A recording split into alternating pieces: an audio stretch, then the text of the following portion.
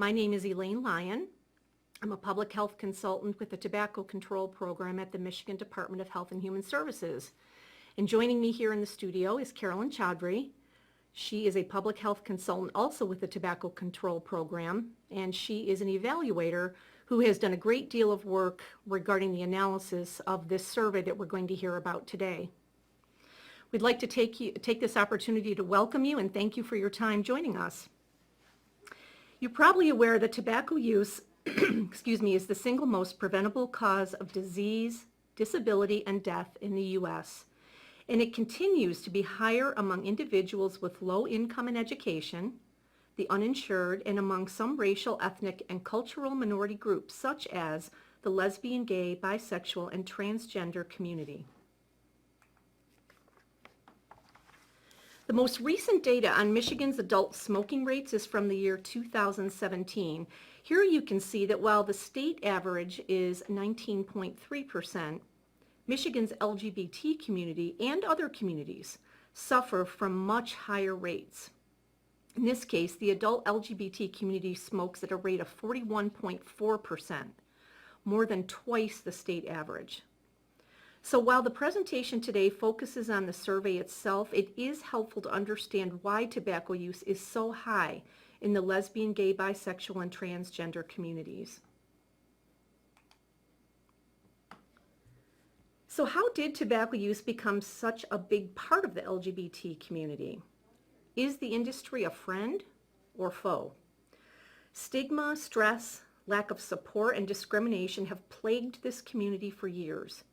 Like many experiencing life crises, people reach for substances that they hope will dull the pain and help them cope. Enter the tobacco industry. One of the primary reasons tobacco use is so high in the LGBT population is the targeting of this community by the tobacco industry.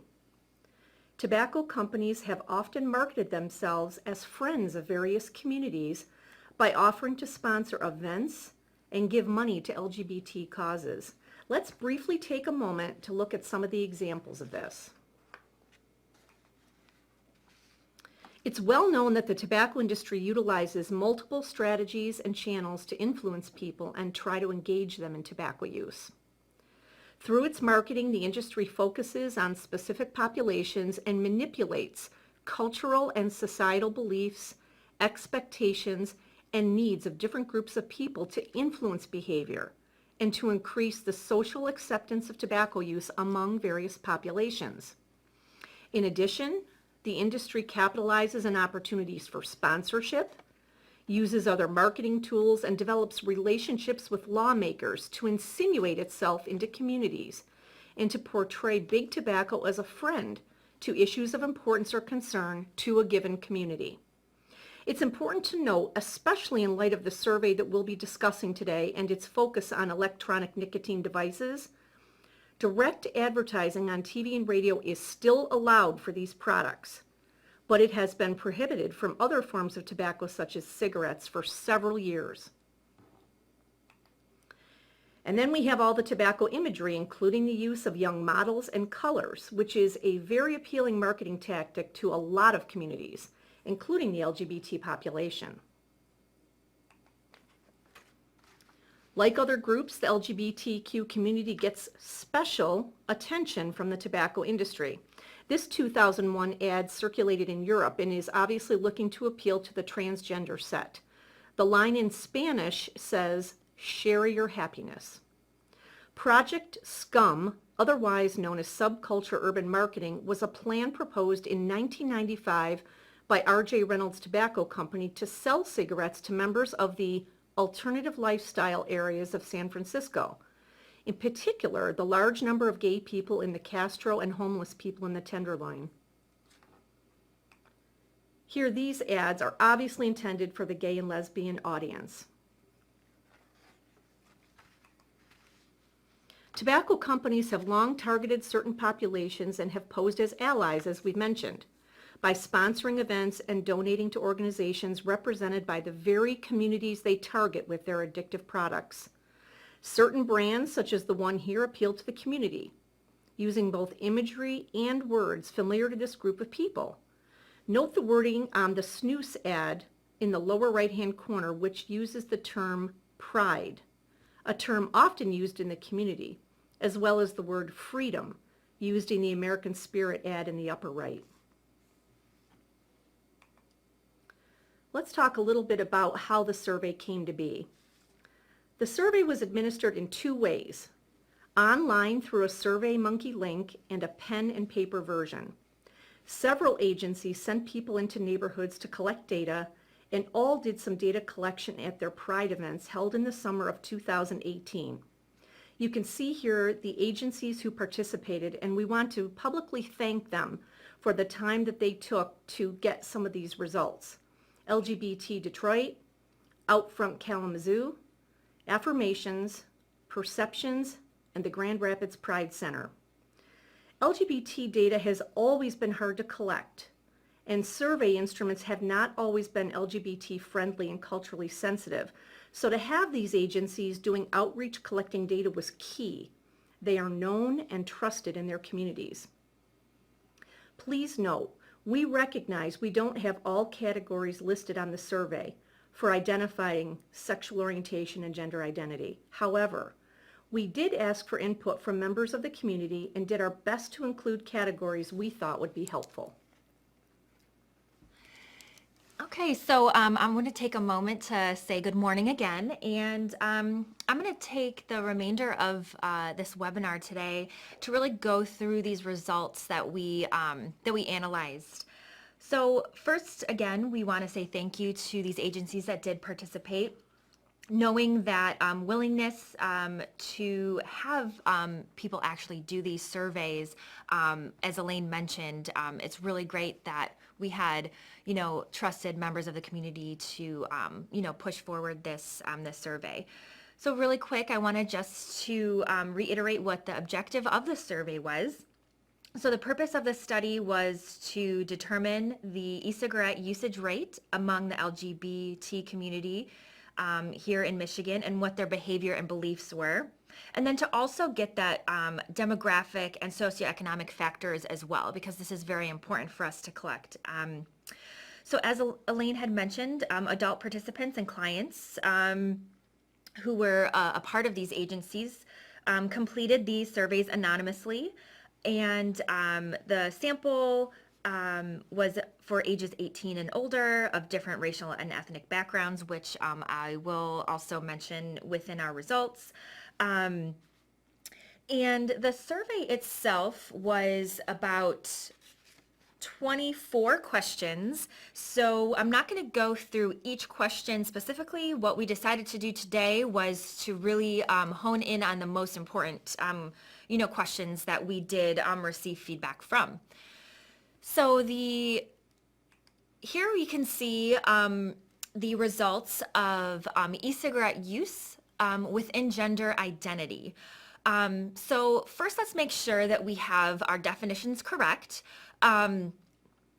Many of us do know these definitions, but I just want to clarify again so that we are all on the same page. So gender identity is defined as the deeply held internal sense of self as masculine, feminine, or a blend of both, or neither, or it could also be something else. Gender identity can correspond to or differ from the sex assigned at birth.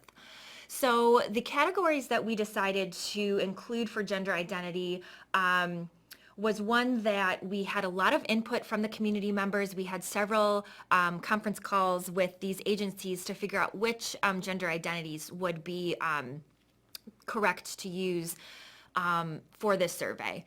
So for this question, we decided on cis female, cis male, non-binary, trans female, trans male, and we also had a line to put other in. So for cis male is a person whose female gender identity aligns with their sex of female at birth. Cis male is a person whose male gender identity aligns with their sex of male at birth. Non-binary is the identity of someone whose gender identity is not exclusively masculine or feminine. And then trans female is someone who's male at birth but identifies as female, and trans male is someone who's female at birth but then identifies as male. So here as the results show, we can see that e-cigarette users within the population that we surveyed, the highest rates of use of e-cigarettes was with trans female and trans male population here in Michigan. So both a little bit higher than 27%. Then we had the next highest rate was non-binary at 21.4%, cis male at 20.4%, and then cis female at 13.1%. You can notice all the way on the right-hand side that we have 14.3% of users saying that they identified as other. We had a wide variety of write-ins for this. And in the future, when we do the survey again or any other surveys, we are going to look a little bit deeper about what the common written in answer was, and then we'll probably also go back and talk with members within the community to see if we should broaden our options for gender identity. So as Elaine said, we understand that we did not include every term that is available, but we thought that this was going to represent our population that we were serving. So now, with sexual orientation of users who used e-cigarettes at the moment too, as Elaine had mentioned as well, we had asked for input from the community members to see which options we should list for this question. So sexual orientation refers to whom we are physically, emotionally, and or romantically attracted to. So for here, we have the options was lesbian, gay, bisexual, straight, and other. As we can see, that other bar is very high, and I'll get to that in a moment. But again, just to clarify on some terminology, lesbian refers to a woman who's primarily attracted to women. Gay refers to a man who's primarily attracted to men. And bisexual is an individual attracted to people of their own and opposite gender as well. So here within the results of this data, we had a very, across the board, a very kind of similar percentage here, with bisexual and other being the highest, with a little bit over 21%. Then with our lesbian community here in Michigan at 19.2%. And then with among our gay population in Michigan at 16.4%. And then also noting that since these surveys were given during Pride events, we know that we have a lot of individuals who are allies to the community. So we know an ally is typically a person who supports and advocates for the LGBTQ plus community, and we know that they can be allies for other members that identify differently than themselves. So we found it to be important to include, that population as well. And as we can see here, 6.3% of those who are straight, or we should say allies, who attended these events were also e-cigarette users as well. So now to come back to that other bar at 21.8%. While going through the data and really looking through that raw data of what people were inputting, we had a wide variety of write-ins.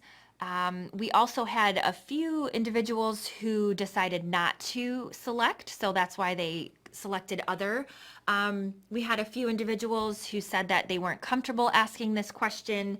So, that could also feed into why the other question for gender identity, that maybe someone may have also selected other, because even though we did say that this survey was anonymous and that no one would be able to, connect that individual with these survey results, we do know that, having that willingness to disclose your sexual orientation or gender identity is something that could also be very personal, and people not also wanting to, to disclose that or to be included or wanting to have that as, data collection.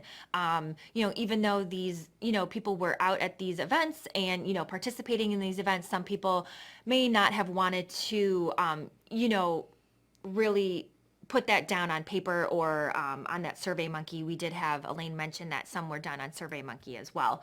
So That other bar we know is very high, and in the future we're going to also for gender identity, that we are going to make sure that we try to include more categories so that we can have a better understanding of who we really are surveying.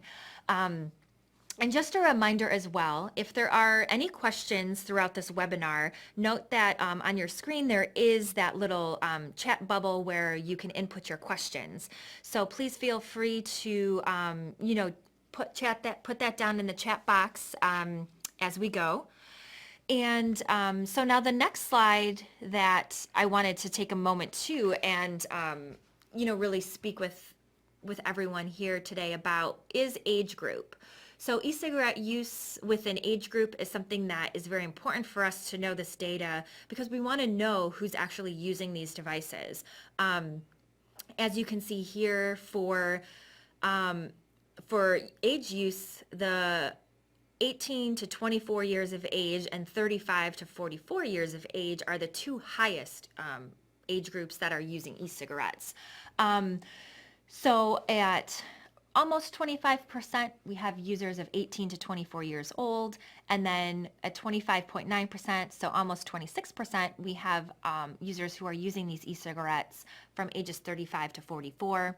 And then at 13.3%, we have users who are aged 45 and up.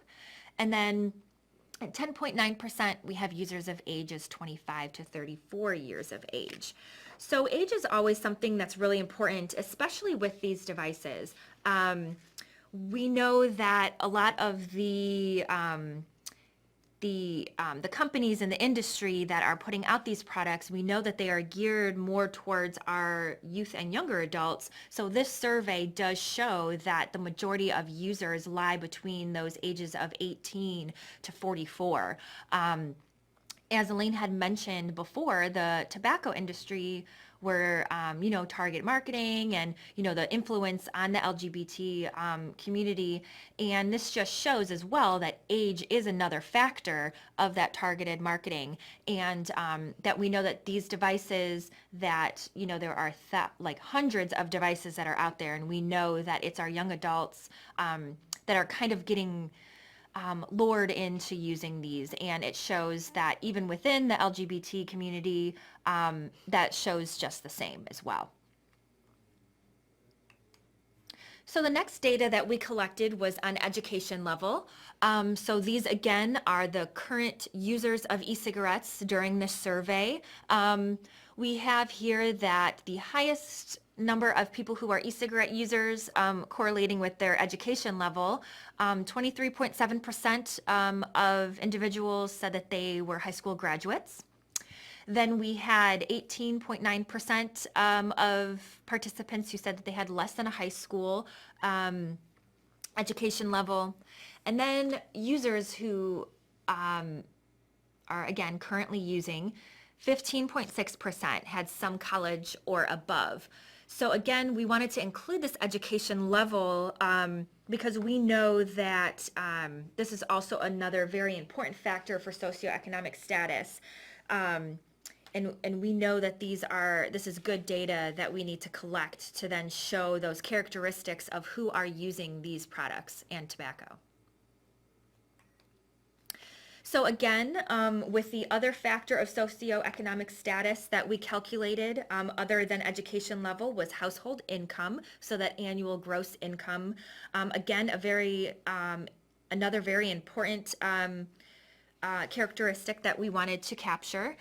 Here we can see that the largest percentage of e-cigarette users showed at 35.5% that they fell under that category of 20,000 to 34,999 of that income per year. Then the other income levels are about the same. We have less than 20,000 at almost 20%. Then we kind of go up again to 35 to almost about 50,000, which people said they were at 13.1%. Then we go up another category, and that's at 18.6%. And then users who make more than 75,000 per year was at 19.6%. So we found it kind of interesting that a lot of the other categories were very similar.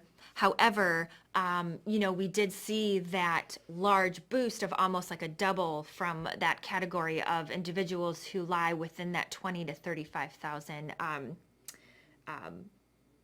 annual gross income. So again, this data was really important for us to collect, as we know that surveying the LGBT community is one that we don't always have an opportunity to collect data on. So this is why we wanted to show this, this slide to you as well. So this next slide is very, very important. This was one of the questions that we were very interested in seeing the results come back for. So this slide, again, like this survey was with tobacco use and e-cigarette use. So this slide shows current e-cigarette users and smoking status. So that means e-cigarette use and cigarette or other tobacco like forms as well.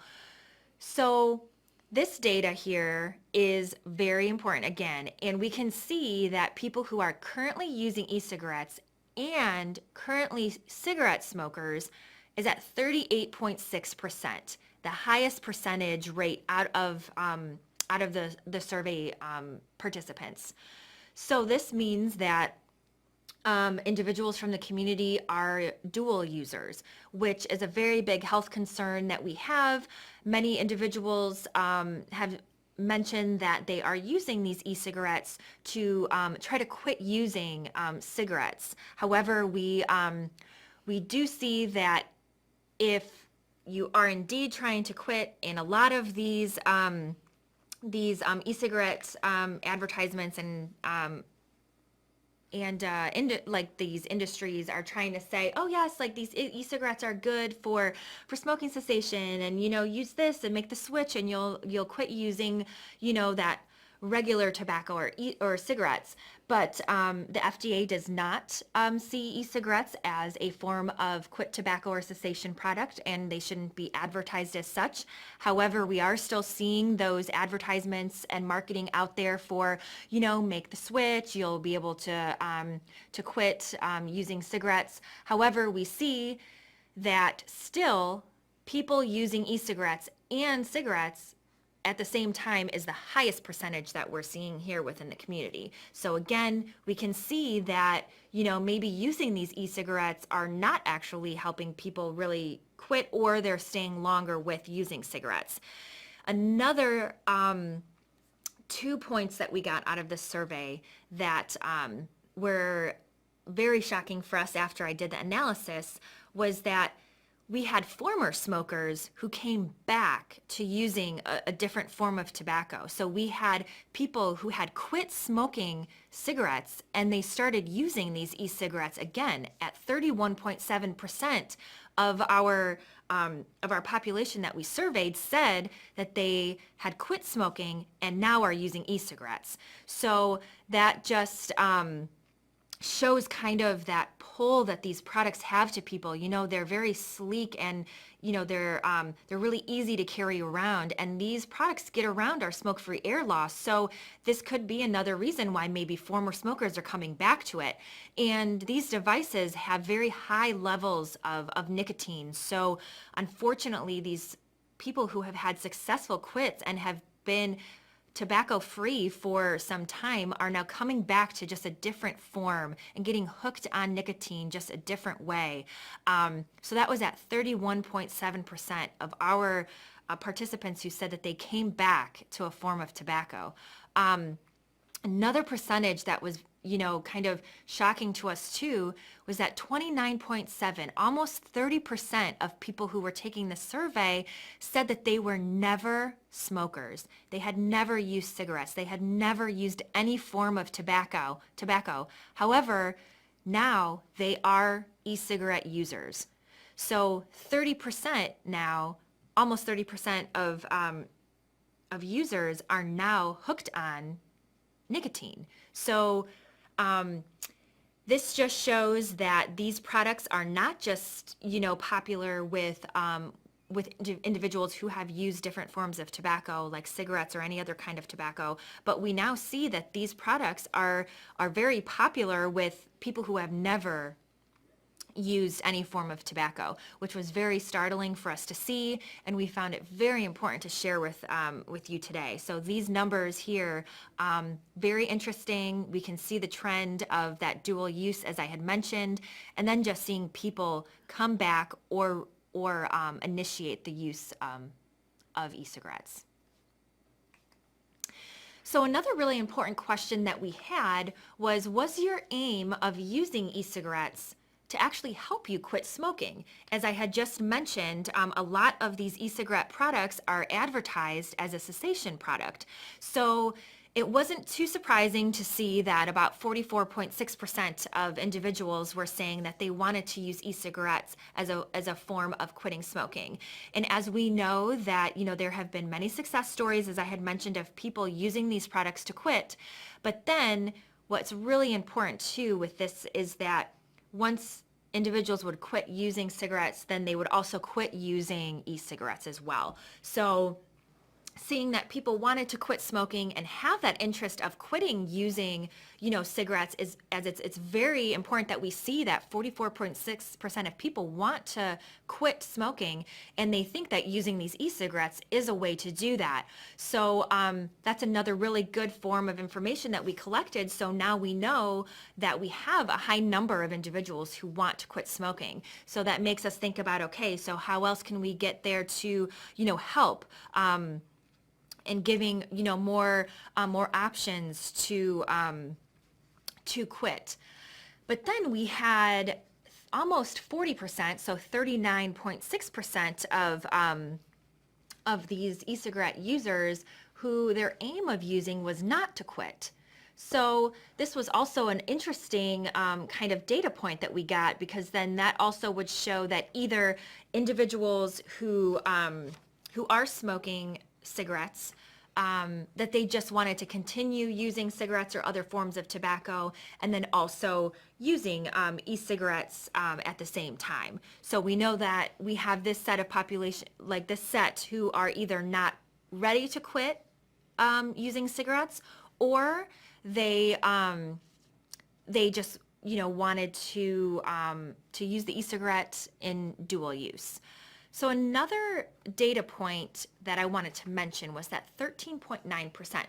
So what we've collected from that data there was that we showed that either people were, they were not sure, they don't know why they started using the e-cigarettes. So, was that aim of using it, yes, no, they didn't fall in the category, or it could have been that someone was not an e-cigarette user who had taken this survey, and they said that this was not applicable to them, that this question, was not appropriate for them to answer, or it could have been possibly that someone just didn't want to answer this question. So that's kind of, the mindset that we have is when we're analyzing this data and we get to that option where we see other or not applicable, as an evaluator, I always want to think, okay, well, what is this answer? Why are people clicking this? So sometimes you will find the answer, sometimes you won't. But it is important too that I wanted to show you that number as well. But a takeaway from this slide, the biggest takeaway is that we have, people who want to quit. 44.6%. So I can't stress that enough, that we have people who are in the community that want to quit. So that just shows us that we need to have, more options, or what are those other options out there to help people within the LGBTQ plus community to quit.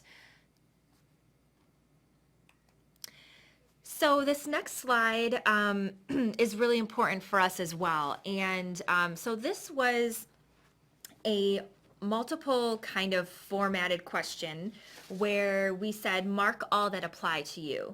And so this was on goals or reasons for using an e-cigarette. So this is just a few of the options that were here. And these were the highest percentages of those options. So the highest percentage is that they're still using e-cigarettes, having successfully quit regular cigarettes. at 77%. So this also shows that we had those, those former smokers that are now coming back to using these products. So that's a very high percentage. So we're seeing people still using these products after successfully quitting regular cigarettes. And again, I wanted to also just mention that people could also select all that apply. So that's why these numbers don't add up to 100%. So just making sure that we know that people were able to mark all that applied. So the next highest goal or reason for using an e-cigarette was, the would you recommend e-cigarettes as a good way to quit regular cigarette smoking? So people were, clicking yes that they would use this as a way to quit regular cigarette smoking, which then just ties into that other percentage of still using e-cigarettes. And then, it was also asked that, would you use an e-cigarette to help quit cigarette smoking? And 44.6% of those had said, which would correlate back to that percentage of people saying that they were actually wanting to use e-cigarettes as a way of quitting. And then 24.5% of people said that they were successful in quitting smoking using those e-cigarettes. So this was kind of some of those like beliefs and goals and reasons surrounding e-cigarettes. So these were each like individual kind of questions there that people could select all that apply. So what's really important here is that almost all of these questions are talking about some form of quitting smoking or quitting using tobacco. And we're seeing that all of the participants in the survey are saying that they're using e-cigarettes, or they would recommend using e-cigarettes as a good way to quit cigarette smoking, or that they're still using it, or they are successful, which is great. And we always, we encourage support of quitting tobacco. However, if they continue to use those e-cigarettes after the fact is when it's going to become concerning as well. So just something here to show goals and reasons of people wanting to use e-cigarettes. So now I wanted to take a moment and go through the beliefs surrounding e-cigarettes. So with beliefs around these, participants were also instructed to mark all that apply. And as you can see that we have a lot of people who have marked probably, multiple times, or maybe people who just, maybe didn't want to take the time to really go through this, since, we did say that it was kind of a lengthy survey. As Elaine had mentioned, we did have feedback from the community before. And when we were trying to figure out what the most important questions were for their survey, we decided to keep in this belief surrounding the e-cigarettes. So we notice here that the highest, belief that was clicked with 262 times is that, that e-cigarettes have a gateway effect for non-smokers and children to start smoking regular cigarettes. So people believe that, e-cigarette use will actually be that gateway for children and other smokers as well, which is something that we have seen and, research, and there's been articles out that show that people who use e-cigarettes, especially youth and young adults, would probably transition into cigarettes later on in life.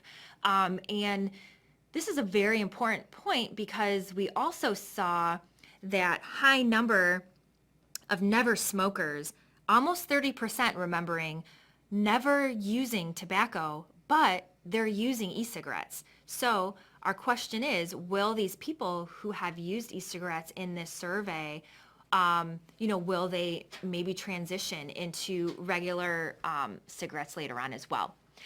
Then we have two other percentages of people who clicked that were the second and third highest. So their belief that they are safer than other tobacco products, such as, regular cigarettes. That was 211 participants, so about 35.3% of people had clicked in thinking that e-cigarettes were actually safer than regular cigarettes. So this is another common myth that we see when, we talk about e-cigarettes, that people think they're safer. People think that they are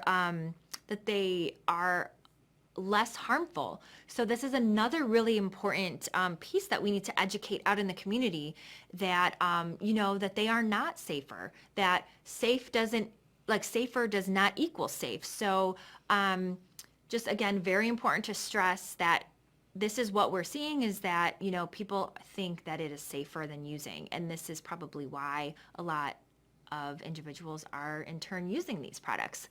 The next one is that they increase the chance of quitting smoking. So another belief here with 32.2% of individuals, they're thinking that if they use this product, then it'll help them quit smoking. As I've mentioned before, these products all contain nicotine as well. So, and sometimes it's really hard to gauge how much nicotine people are actually receiving with these products. So again, if we do want to quit smoking, there are other alternatives. There are other ways to quit smoking. And again, we need to maybe look a little deeper about what those other options are, so that we give those options to, clients and community members and people that, we're trying to educate and have awareness out about e-cigarettes, that, there are other options. Let's look those through before, someone wants to try to think about e-cigarettes. Another belief that we had that was very popular was that by using e-cigarettes, you will smoke fewer cigarettes and your health risks will go down.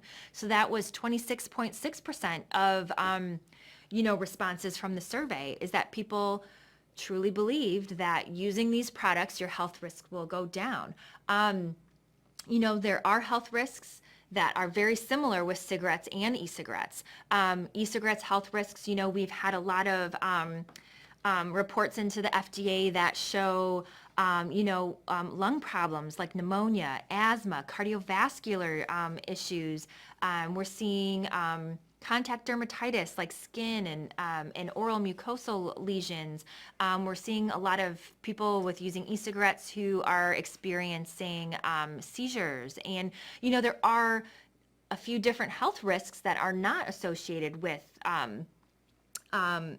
with just using cigarettes. So combined together, we can imagine what those health risks are. So it's also very important for us to know that we need to educate about those health risks, that, it's not safer, that we have a lot of those heavy metals that are included within these products that you're not getting with cigarettes. And then another belief that we had was that nicotine is just an additive substance, that it does not pose any other health risks. So this was at 16.6%. About 99 participants clicked that nicotine is just an additive. So we know that from research and studying from, with cigarettes, that nicotine is harmful to the brain development. And we've seen in this survey earlier that the majority of these e-cigarette users are actually our young adults. And we know that brains do not fully develop until about age 25, 26. And if we're dual users, then that also means that our young adults are having, maybe double amounts of nicotine that they're using with these products. So it is very important, again, for us to inform our community that nicotine is not just an additive substance, and that it is, very dangerous to the health. So back to some of the reasons why e-cigarettes was used. We kind of have across the board, maybe our first four options there are very similar percentage-wise. We also told people to click all that could apply. So it's not surprising that we see that the flavors and being less harmful was at the highest percentage for a reason why people used e-cigarettes. So flavorings is very big with these products. There are thousands upon thousands of flavors that can be used with these e-cigarette devices. So not too surprising that we saw flavorings as a high. less harmful, again, from some of the other questions that were building up to this reasoning for using e-cigarettes. We saw that people said that they were less harmful. So people thinking that, oh, it could just be flavored water that they're using in these products, that it is just a vapor. It's not dangerous. However, we have research and studies showing that it's actually an aerosol and not a vapor. So again, educating people that it is it is harmful to use these products. And then another higher percentage that we got for people wanting to use e-cigarettes and reason for using was that they can use these products where cigarettes are prohibited. So this just meaning that e-cigarettes right now are not covered under our smoke-free air law here in Michigan. So that means that people can use these devices like, back out in bars, at the clubs, they can use them in restaurants, you can use them in any public place. So this is another big draw for using these products. And we know that, socializing and being out in in your community is very important. And within the LGBTQ plus community, socializing and being with members in your community is really important. So, if we have this other pull that brings people back together again, with e-cigarettes, this just shows us that our users are wanting to use these products because they can use them, again, where cigarettes are prohibited. 39.6% against almost 40% of individuals said that quit smoking cigarettes was their reason.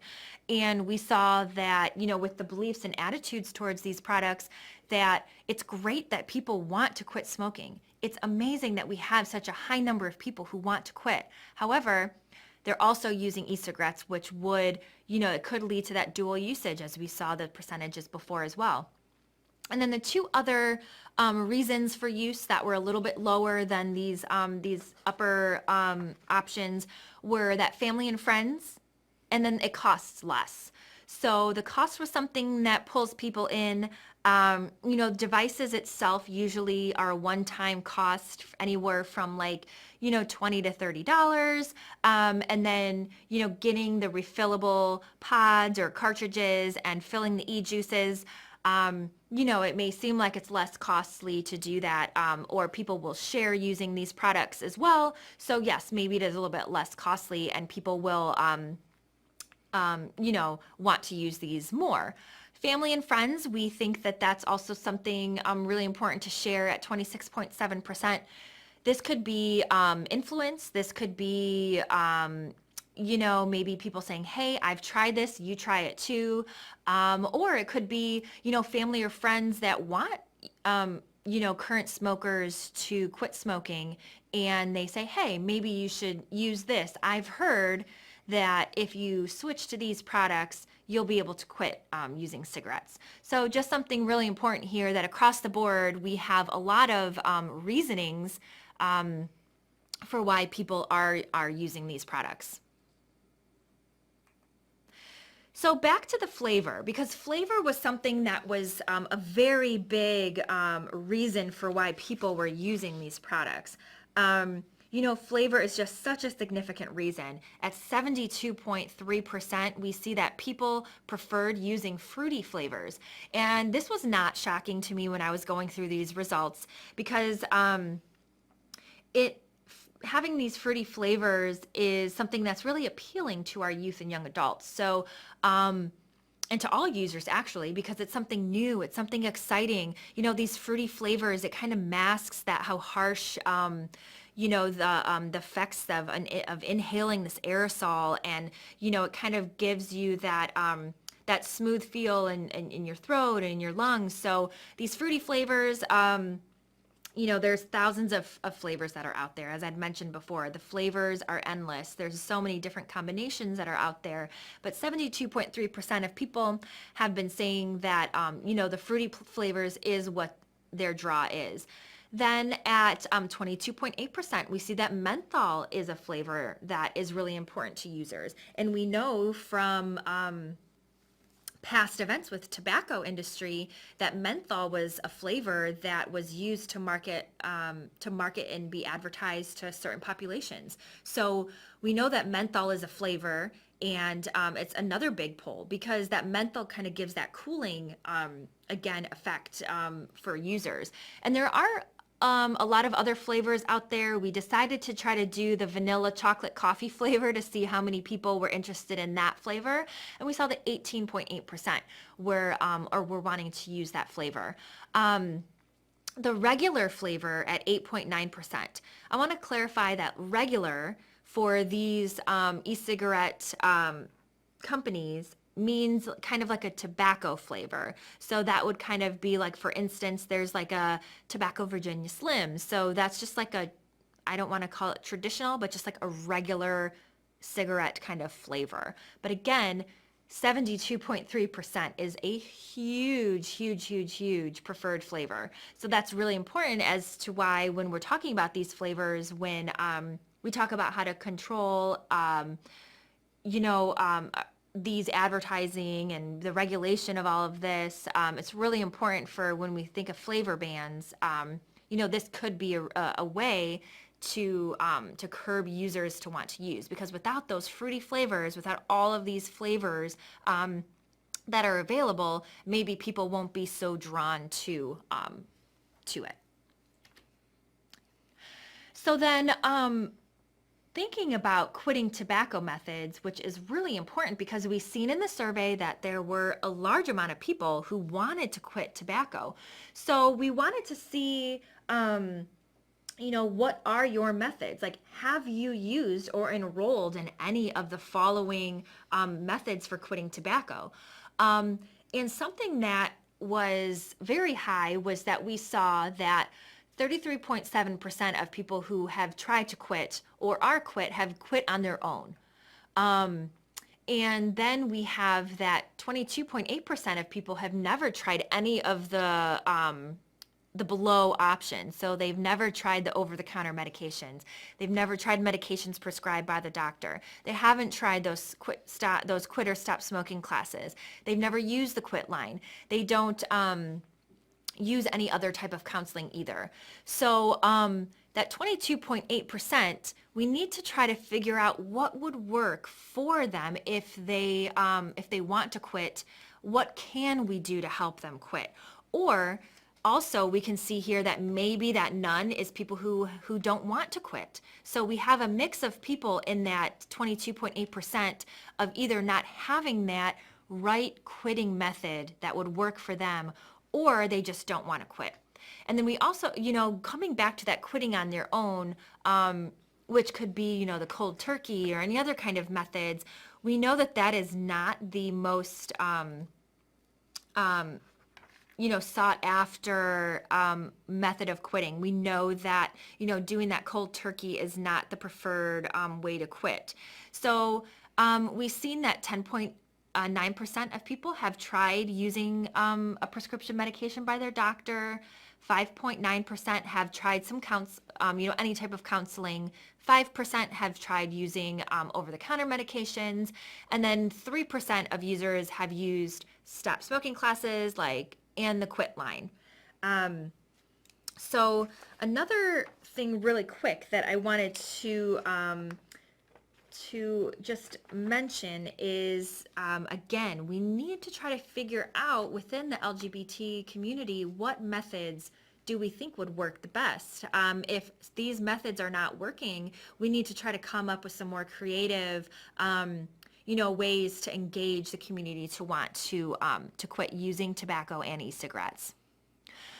So here are some great LGBT tobacco-related resources talking about, quitting tobacco that we wanted to provide for you all today who are here,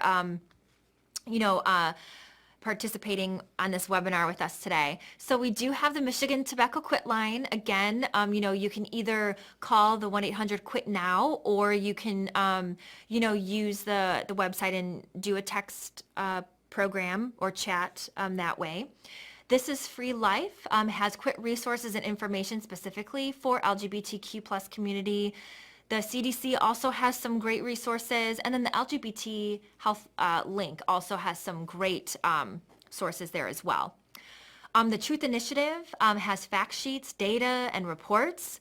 And then also the National LGBT Health Education Center, the Fenway Health. It's online training, publications, fact sheets, reports. Another great resource. So let's work together to solve the tobacco problem. It is a winnable battle. The tobacco industry continues to spend about $8.5 billion on marketing annually. That's more than $23 million a day nationwide, while only about $459 million is spent each year on tobacco prevention programming in the U.S. So it is easy to feel outnumbered.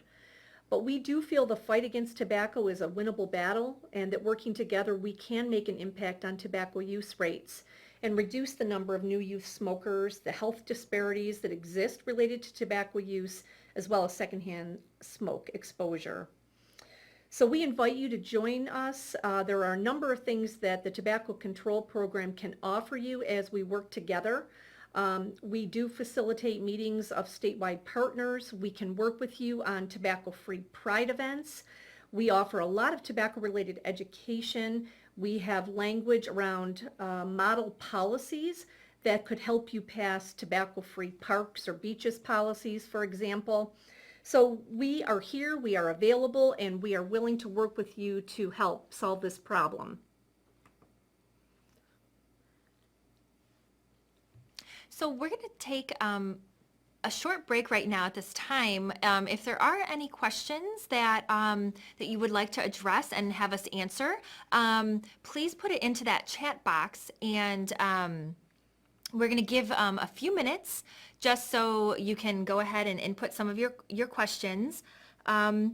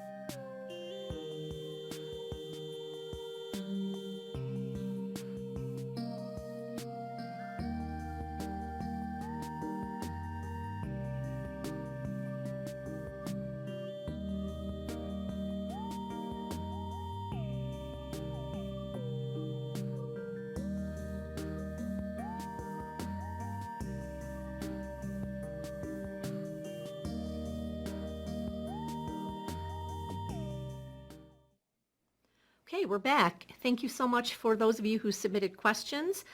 One of the questions that came in is, can't the FDA do anything about Juul/e-cigarette false advertising? So the Federal Trade Commission is really the entity that regulates advertising. The Food and Drug Administration, the FDA, does have the authority to regulate the marketing and manufacturing of e-cigarettes, and that came into being as of August 2016. So an example of that would be if a manufacturer wants to put its product on the market, they need to submit an application to the Food and Drug Administration and get their approval, so to speak, to actually put that product on the market. It would include things like what ingredients are in the product and that kind of thing. So although the FDA does have a significant role in regulating e-cigarettes, it's not the false advertising piece that's something that is within their authority, so to speak. That would come from the Federal Trade Commission. And then something too is that, so the FDA has made a removal of most of those products. So for a lot of, especially with Juul, they had to remove a lot of the flavored products that they had. So at the moment, flavors that are available for users is mint, menthol, like a tobacco flavor, and then a few other flavors are still available that are out there. So unfortunately, mint and menthol are still categorized as flavors. And like we've even seen during the survey today in the results, about 22% of users favored menthol. So, even though there has been cut back on flavoring, I mean, there used to be thousands of flavors, and now they've limited them down to just a few.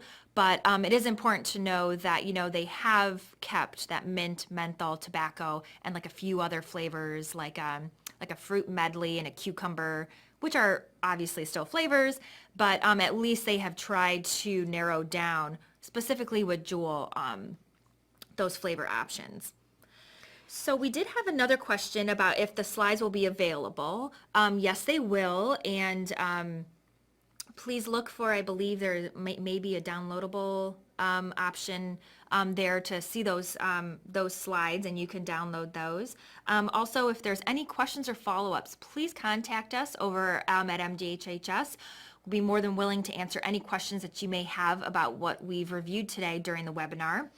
And then the other question was, are there any planned interventions after we've seen these results of the survey? And yes, well, for one thing, of course, we're going to be distributing this survey to a number of partners across the state. And this is also something that we will use in talking about disparately affected communities as we go forward as a section, if you will, with partners across the state. We also did attend a couple of Pride events this past summer, and that is also in the plans to continue to be present at Pride events. For example, I was at the Grand Rapids Pride event this year, and we estimate we talked to about 900 to 1,000 people that day about the tobacco industry marketing that goes on to their community. We talked about a number of resources to help people quit.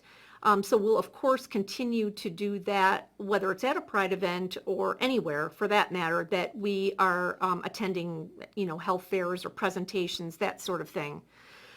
We do have a couple of agencies with whom we're currently working, although I don't know the extent of some of the work that's going on. I do know that we are working closely with a couple of organizations who serve the LGBTQ community. And so, although I can't elaborate too much at this moment because I don't happen to be involved, I can tell you that there is work that is still going on.